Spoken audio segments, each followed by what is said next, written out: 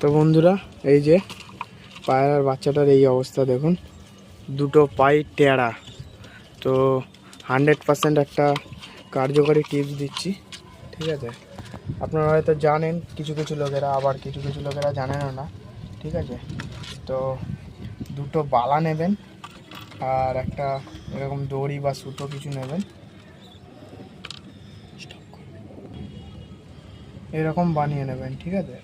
দুটো বালা আর একটা দড়ি দিয়ে এরকম একটা বানিয়ে নেবেন, যাতে পায়রার পা পুরো সমানে থাকে, ঠিক আছে? আর একটা বালা এই পায়, আর একটা বালা